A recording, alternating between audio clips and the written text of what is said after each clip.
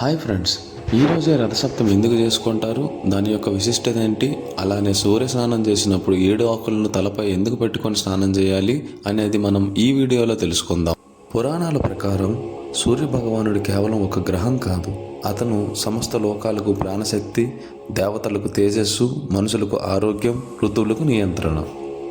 బ్రహ్మదేవుడు సృష్టిని ప్రారంభించినప్పుడు లోకాలు చీకటితో నిండిపోయాయి.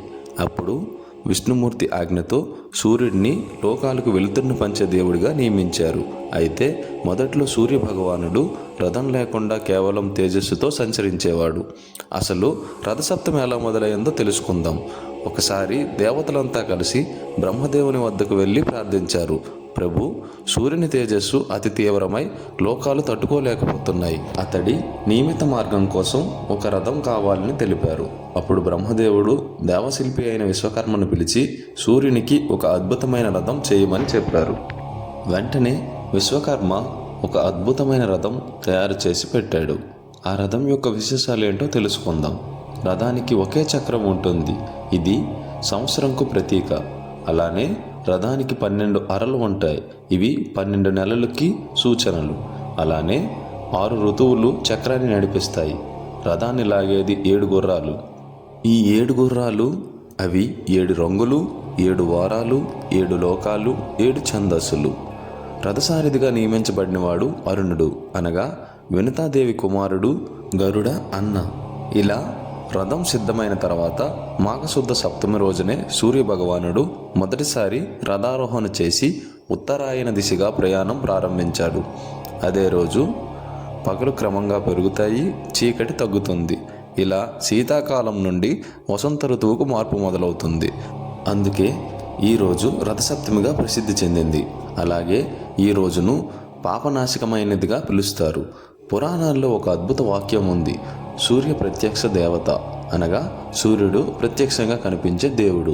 ఇతర దేవతలను చూడలేము, కానీ సూర్యుడిని ప్రతిరోజు మన కళ్ళతో చూస్తాం.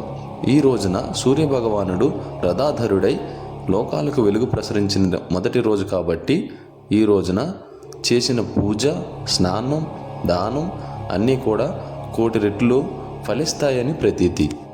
సూర్య స్నానం 7 ఆకుల రహస్యం. పురాణాల ప్రకారం సప్తమి రోజు తలపై 7 ఆకులు పెట్టుకొని స్నానం చేయాలి. ఈ 7 ఆకులు సూచించేది 7 జన్మలు, 7 పాపరకాలు, 7 దేహదోషాలు. ఈ 7 ఆకులను నీటిలో స్నానం చేస్తూ సప్త జన్మార్జితం పాపం భాస్కర దర్శనేన నశ్యతి, అంటే 7 జన్మల పాపాలు నశిస్తాయని పురాణాలు మనకు చెబుతున్నాయి. సూర్య భగవానుడు వ్రతమహిమ కథ. ఇప్పుడు అత్యంత ప్రసిద్ధమైన పురాణ కథల్లో ఇది ఒకటి. యశోవర్మ అనే ధర్మనిష్ఠుడైన రాజు ఉండేవాడు. అతడికి అన్నీ ఉన్నా సంతానం లేదు.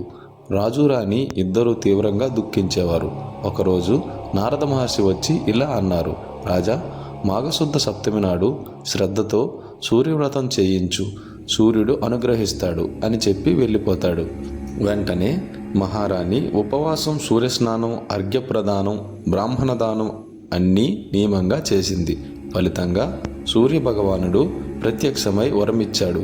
కొద్ది కాలానికి ఆమెకు మహావీరుడైన ఒక కుమారుడు జన్మించాడు. అలాగే మహాభారత కాలంలో భీష్మ పితామహుడు సరసైపై ఉండగా ఉత్తరాయణం వచ్చే వరకు ప్రాణాలు విడవలేదు. ఆ రోజు చేసిన సూర్యారాధన వలన పాపాలు నశించాయి, శరీర బాధలు తగ్గి ఉత్తమలోక ప్రాప్తి కలిగింది. అందుకే రథసప్తమి రోజున సూర్యారాధన అత్యంత శ్రేష్టమని పురాణాలు చెబుతాయి. ఇది ఫ్రెండ్స్, రథసప్తమి యొక్క విశిష్టత మరియు 7 ఆకుల